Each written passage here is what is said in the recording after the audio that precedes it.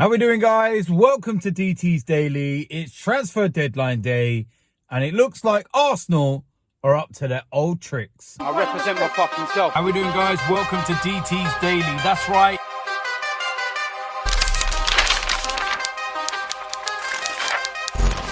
So, of course, it's transfer deadline day, that one day in the season that fans of clubs get a little bit excited or a little bit disappointed. Now, as an Arsenal fan, you should be quite used to some disappointment when it comes to the transfer window.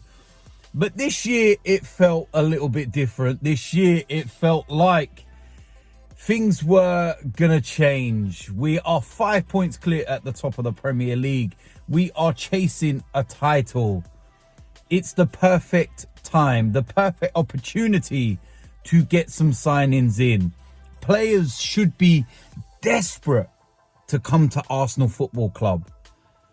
But it looks like, and I say looks like because at the time of recording, it's not all been confirmed or anything. It looks like Arsenal have gone back to some of their old ways, because it looks like we are about to sign Jorginho from Chelsea. This is not 2015. This is 2023. And yet we're still going for Chelsea's leftovers. This screams of a Willian, a Petr Cech, William Gallas, David Luiz. It's how many more times do we have to go and take their leftovers? You know, I'm not saying that Jorginho's not a decent player and he's not achieved anything. You know, that's neither here nor there. He's 31 years old. He is past that period as far as I'm concerned. You know, Chelsea don't want him. He's got 6 months left on his contract. And Chelsea are like, yeah, we'll let it run down. And then he goes, thank you for your services. Goodbye. But then no, along come Arsenal. Here you go, it's 15, 20 million pounds. You know, let's buff up your kitty a little bit. Maybe you could go after, you know, Caicedo and players that we should have been actually buying. Really, it just stinks to me when you think of the whole Mudryk saga and everything that happened with that, and how annoyed Arsenal were apparently with the way that Chelsea acted and came in and, you know, done what they did with the bid and everything else. And then we basically go to them with, you know, our cap off and basically going, please, sir, can I have some more? Like, it just stinks. You know, at the end of the day, people will know I back Mikel Arteta more than anybody, you know, especially anybody that's got a platform.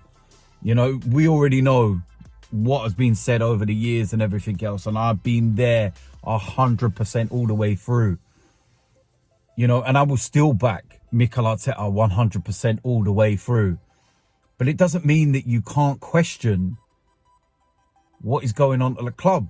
I'm looking at it and I'm thinking, nah. You know, Mudryk was clearly our first choice. Didn't get him. Caicedo was clearly our first choice. Don't look like we're getting him. So we've gone out there in the position that we're in. And this is key here. This is not Arsenal scraping around 5th or 6th place and trying to get in the Europa League, Champions League, etc. This is Arsenal Football Club that are top of the Premier League by 5 points with a game in hand, lost one all season in the Premier League, playing superb football, and yet we're scraping barrels. We can't get big deals over the line. Whose fault is that? You know, there'll be a lot of questions asked. People are already, you know, saying on social media that it's Edu. He can't get the big deals done. You know, and I say, well, you look at the Jesus and Zinchenko, etc. We got them deals done. But these ones, we're just not getting done. And it is so disappointing. It's so flattening. That's what it feels like. It's flattening. You know, I haven't got a problem with Trossard in terms of that signing and everything else. But this one, that's what it screams. It just screams of desperation. Just screams of it's just horrible.